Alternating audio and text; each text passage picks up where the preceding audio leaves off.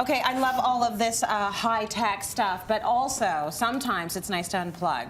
So, and if you want to feel very zen today, we have designer Sabrina Smelko here to help us out with that. Thank you, Shai. That was great.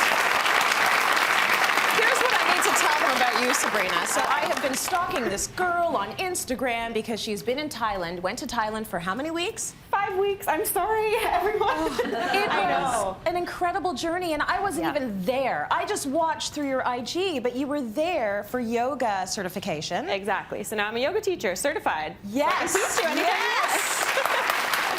And well deserved. Okay. Thank you so much. If you have any doubt, just take a look at these pictures from her amazing vacation.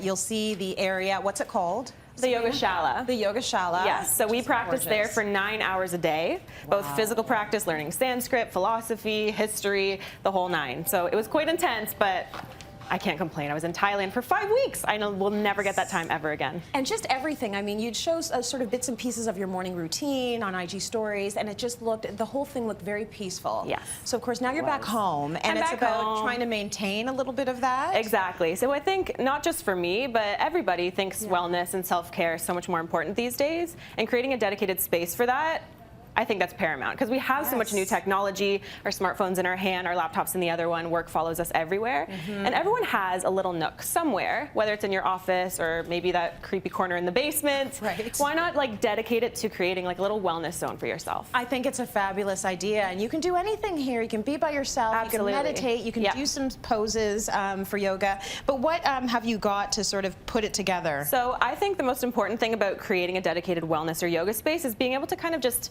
walk in and unload and decompress not only your stuff, but your mind, right? So you want to be able to not think about anything and not be distracted by mess and clutter. So IKEA just actually released a new collection called Jardalig, with an H and an umlaut somewhere in there as well. Of course. But it's all about sustainable materials, and it's all meant to increase your wellness and self-care. So things like rattan, seagrass, cork. They actually came out with this great yoga bag, so you can carry your lunch, your work stuff. And then it also has straps on the outside, so if you want to roll up your yoga mat, you can tuck it in. Nice. And this bench, this is probably my favorite aspect, because not only does it kind of give your butt a little spot to take off your shoes and get into the zone to practice yoga, but you get your jewelry. You don't have to think about it. It's all about just being able to unload, or say you have like it's in your basement and you have a little bit of a draft. You can kind of keep your yoga sweater dedicated here because it has this great built-in clothes rack as well. And then things like candles and plants, your incense, whatever you need to feel good and in the zone. And really, I like the fact that you've added some greenery as well. Why not? If it is in a dark space, you know, make sure it's faux. That's okay. But you still have the effect. Or succulents. They work too. And it helps purify the air as well. So it's a whole holistic approach, right? Yoga is not just a physical practice. It kind of delves into like your relationships, how you deal with people, and awareness not just of your body and yourself, but of the world. So having sustainable materials that are made from recycled stuff is absolutely paramount. It's so all just part of feel it. good. I notice your backdrop is a faux concrete. Yes, that's not real. That is not real? No. But it looks real. It does look real. So that is from Rebel Walls. Yeah. They have a great selection of anything you want. Like you could Google cat on Rebel Walls, or sorry, search cat on Rebel Walls, and you could have a giant cat face if you want, or you can upload your own design. Hey, whatever makes you practice whatever better, makes right? you happy.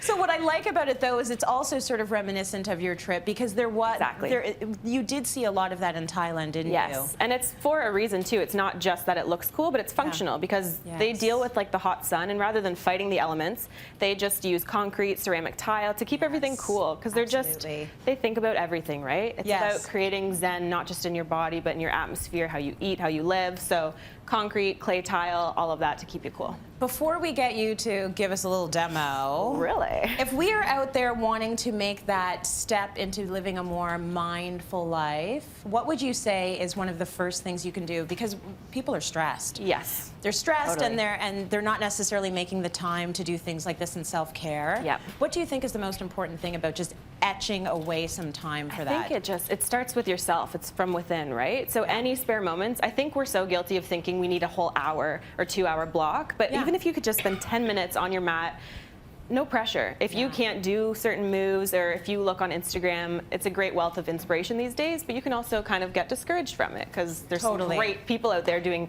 acro yoga and crazy stuff. Yeah. So I think any time that you can just give yourself, even if it means just meditating, sitting down, doing 1 or 2 poses, just giving yourself that time, whether it's 5 minutes or 10 minutes. Right? Exactly. Baby steps. Okay, show us what you can do. Oh boy. So, yoga teacher. for those of you at home who maybe want to learn how to go into a headstand one day, yes, you're going to start someday. You can rewind this like years later. And if you're starting in the tabletop position, your hands are always underneath your shoulders, knees always under your hips. Okay. You're going to come down onto your forearms and then kind of clasp your fingers to create a little basket for your head. Okay. Then begin by tucking your tail up. And from here, you can just practice pressing with your feet, or if you're ready, pop up.